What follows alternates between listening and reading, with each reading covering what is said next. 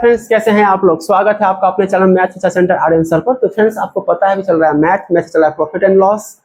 Question का standard आपको पता है, अगर आप मेरा कंटिन्यू व्यूअर है तो। नए है तो मैं आपको बता दूं कि अभी क्वेश्चन का स्टैंडर्ड बहुत बढ़िया है। जो एग्जाम अभी होने वाली उसी से रिलेटेड क्वेश्चन है। टोटल प्रीवियस क्वेश्चन है। प्रीवियस क्वेश्चन में आपको फायदा होता है, टकराता भी है और कुछ एग्जाम का पैटर्न भी समझ में आता है। तो चलिए बिना वक्त हुए क्लास को शुरू करते हैं। सवाल कुछ आपका दिया हुआ है इस प्रकार से। एक वस्तु के अंकित मूल्य पर 30% की छूट प्राप्त कर खरीदता है। ए कोई वस्तु खरीदता है, उसका जो अंकित मूल्य है उस पर 30% डिस्काउंट में वो खरीदता है, ठीक है, खरीदता है और उसे लागत मूल्य पर 25% लाभ कमाते हुए 8750 रुपए में बेच देता है। अब 30% डिस्काउंट पर वो खरीदा, जो खरीदा उसका वो लागत मूल्य हुआ और लागत मूल्य पर 25% वो प्रॉफिट कमा के 8750 में बेचता है। सेलिंग प्राइस कितना, 8750। तो वस्तु का अंकित मूल्य क्या था जिस पर उसे 30% का डिस्काउंट मिला था, उसका अंकित मूल्य क्या था। चलिए सवाल को बनाते हैं। मान लेते हैं कि सीपी है उसका 100 यूनिट। कितना है, 100 यूनिट जिस पर वो खरीदा हुआ है। तो इस पर वो 25% प्रॉफिट लेके वो बेच दिया। 25% मतलब 25 यूनिट, तो उसका एसपी कितना आया, 125 यूनिट। अब 125 यूनिट किसके बराबर है, 8750 रुपया के बराबर है, ठीक है, 8750 रुपया के बराबर है।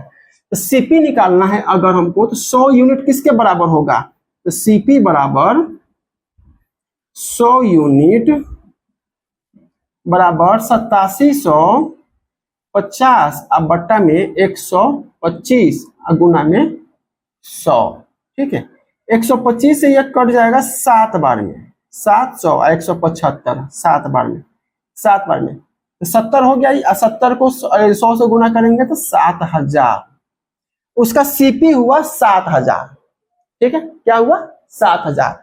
अब इस केस को हम खत्म करते हैं, इतना पे इसको हम रोकते हैं। अब आते हैं जब वो खरीद रहा था उस समय का आप काम करते हैं। तो मान लेते हैं एमपी था उसका 100 यूनिट। कितना था, 100 यूनिट, ठीक है, जिस पर उसे डिस्काउंट कितना मिला, डिस्काउंट मिला था उससे 30 यूनिट का। तो उस समय वो खरीदा किस यूनिट पर, तो वो खरीदा कितना पर, एसपी जिस पर वो खरीदा वो कितना था, 70 यूनिट, 70 यूनिट। लेकिन वो जो खरीदा था वो उसका वो सीपी कहलाएगा, ठीक है। ये तो ये एसपी ना आपका सीपी बन जाता है जो खरीदता है उसके लिए। तो 70 यूनिट अगर सीपी है, 70 यूनिट 7000 के बराबर है।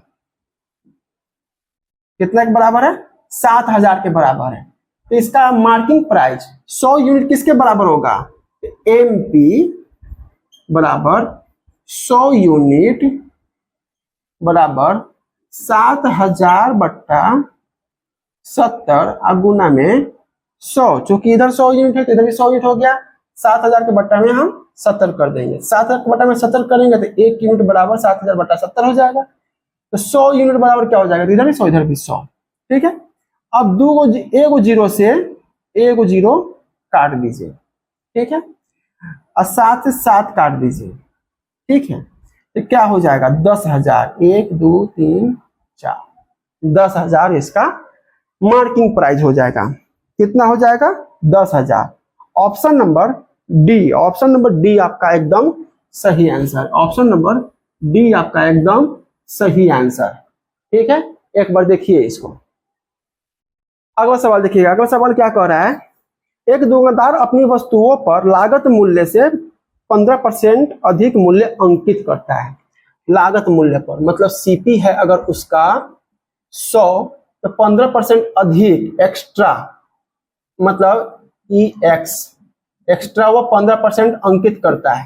तो मार्किंग प्राइस क्या हो जाता है उसका, 115 रुपया, ठीक है, 115 रुपया। इस पर ना वो 20% का छूट देता है।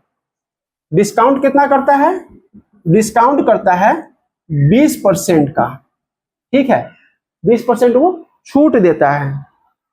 20% छूट देने के बाद तो उसकी प्रतिशत हानि क्या है। अब ध्यान दीजिएगा, अगर एमपी है आपका 100%, तो मैं 20% हम डिस्काउंट देते हैं, तो कितना बचता है यहाँ पर? 80% बचता है।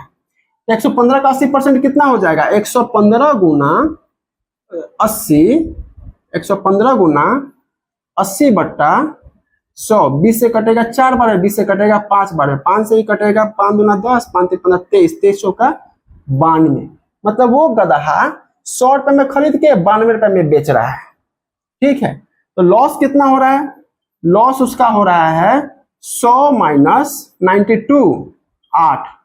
अब 8 कितना परसेंट है? तो 8 गुना 100 बट्टा 100 काट दीजिए, 8%।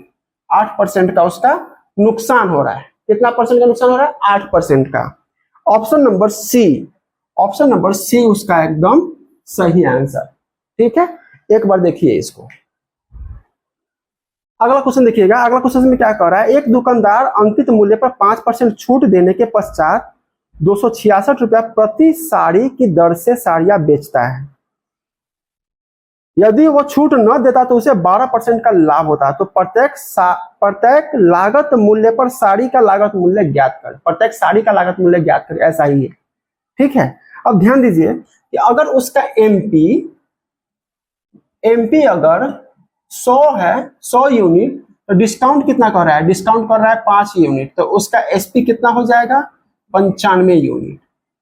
95 यूनिट, 95 यूनिट किसके बराबर है? 266 के बराबर है, रुपया 266। तो 100 यूनिट किसके बराबर हो जाएगा? तो एमपी बराबर 100 यूनिट बराबर रुपया 266 बट्टा, ये 95 बट्टा में आ जाएगा। 95, तो 1 यूनिट बराबर 266 बट्टा 95, तो 100 यूनिट बराबर 266 बट्टा 95 गुना में 100। ये तो आप समझ ही रहे हैं ना, इधर 100 लगा दिए तो इधर 100 लगा दिए, क्योंकि अगर हम इधर 1 यूनिट लेते हैं ये बट्टा में आ जाएगा तो 1 यूनिट हो जाएगा, तो इधर 100 लगाएंगे, इधर 100 लगाएंगे। 100 यूनिट हमारा एमपी है। ठीक है, ये कितना में कट रहा है? ये आपका हो जाएगा 26, 55, 280। ये आपका हो जाएगा 280 रुपया। ठीक है, 280 रुपया। अब ध्यान दीजिए, अगर वो मार्किंग प्राइस पर बेचता तो उसे 12% का प्रॉफिट होता था। मान लेते हैं यहां पर सीपी कितना है उसका? 100। ठीक है, तो प्रॉफिट कितना है? 12%। तो एसपी कितना हो जाएगा? एसपी हो जाएगा उसका 112। ठीक है, अब 112, तो 112 में अगर वो बेचता तो वो 280 में बेचता, मतलब वो मार्किंग प्राइस पर बेचता तो उसे 12% का प्रॉफिट होता। मतलब 112 यूनिट में बेचता तो 280 के बराबर बेचता। ठीक है, इसलिए 112 यूनिट बराबर 280 रुपया। ठीक है, तो 100 यूनिट बराबर कितना हो जाएगा? तो 100 यूनिट बराबर हो जाएगा 280 बट्टा 112 गुना में 100। इसको आप काट दीजिएगा तो 112, 56,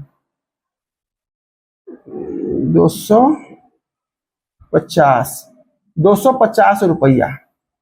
250 रुपया पर साड़ी का सीपी है। पर साड़ी का सीपी कितना है? 250 रुपया।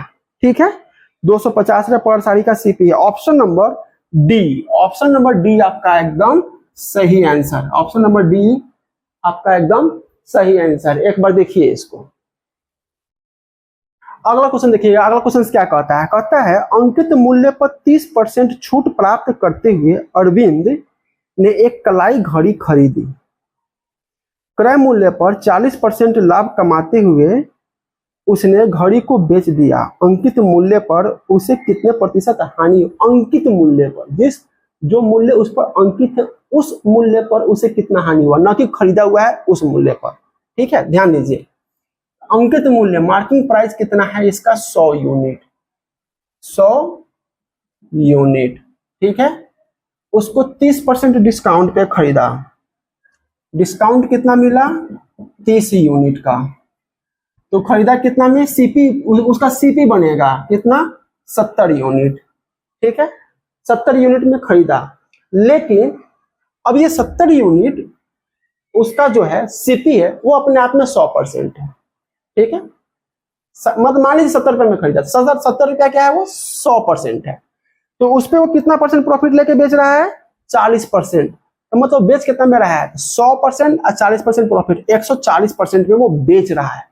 तो वो 70 यूनिट का 140% कितना हो जाएगा, मतलब एसपी बराबर 70 का 140% निकाल देते हैं। अब तरीका से शॉर्ट कट मारना सीखिए आप लोग, एकदम से डिटेल्स में जाइएगा तो नहीं होगा। तो 94 98 रुपया में वो बेच रहा है। देखिए अब ध्यान दीजिएगा, एक्चुअल में वो खरीद रहा है कितना में 70 यूनिट में, तो जो उसका कॉस्ट प्राइस है उसके अकॉर्डिंग वो 28 यूनिट का प्रॉफिट कर रहा है। लेकिन क्वेश्चन आपसे पूछा जा रहा है कि अंकित मूल्य के अकॉर्डिंग उसका प्रॉफिट या लॉस, अंकित मूल्य के अकॉर्डिंग उसका लॉस क्या है। तो अंकित मूल्य यहाँ पर है 100 यूनिट, अब बेच रहा है वो 98 यूनिट में, 2 यूनिट का उसका लॉस है।